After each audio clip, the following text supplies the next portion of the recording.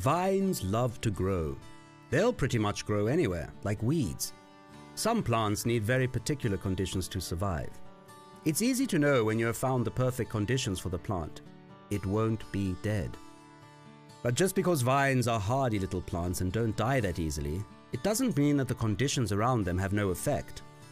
Just as climate affects the growth of vines and the fruit they produce, the different soils that vines are planted in will also have an impact on growth and the fruit quality. In this lesson, we are going to look at some of the more typical types of soil and the effects that they have on a grape's vines. Let us start by understanding what soil is.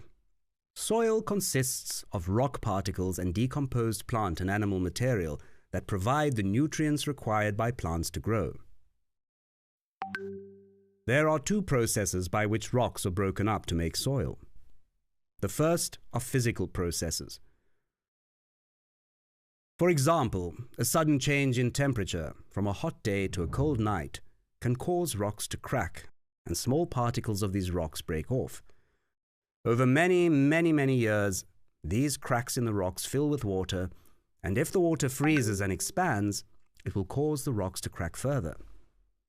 These processes take thousands, if not millions of years, but eventually rocks break up into smaller and smaller particles, forming soil. Another way that soil is formed is through the exposure of certain elements in the rock to the oxygen in the air and to water. This exposure to oxygen can start chemical reactions, which over millions of years break the rock into tiny little pieces. Different soils have different structures and compositions, depending on a range of factors, including their age and the characteristics of the rock from which they were once formed. These structures and compositions will have an effect on how the vine is able to grow, and in turn produce grapes. One of the most important aspects is the size of the soil particles. The bigger the particles, such as this sandy soil or this very rocky soil, means it is easier for water to drain through. The smaller the particle size, like this shale soil or this granite soil, the slower the water drains. Clay soils are comprised of very small particles and as a result are good for retaining water.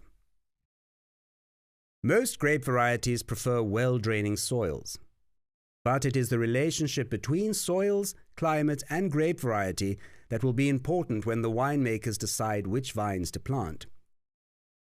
If, for example, there is very little rainfall in the area, soils that are better at retaining water will be good for vines. If there is a lot of rain, then soils that drain well are better. We can also understand soil types by understanding their vigor. The vigor of a soil type refers to the potential energy and nutrients available in the soil for the plants to grow. Different soil types have different levels of vigor. Different grape varieties will, in turn, react differently to the level of vigor in the soil. For example, the Shiraz grape variety loves to grow, and if it is planted in vigorous soils, it will grow too much, resulting in a loss of concentration in the grapes, or too many leaves, which will then shade the fruit on the vine and hinder ripening. Generally, low vigor soils are best for growing grapes, as they focus all the energy from the soil on developing a concentration of flavor, sugar, and acidity in each grape. You will find that normally rich, vigorous soils that are full of nutrients are found in valleys where the nutrients have collected at the bottom of the slopes over millions of years. Soils further up the slope are generally lower in vigor.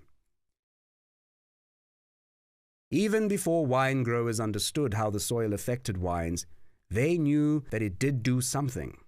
In medieval times, the wines grown from the highest vineyards in the low vigor soils were known as the king's grapes, and towards the bottom of the slopes they were called the knight's grapes, and on the valley floor where high vigor soils meant poor quality grapes, they were called the peasant's grapes. The relationship between soil and wine is quite complex and is still being studied.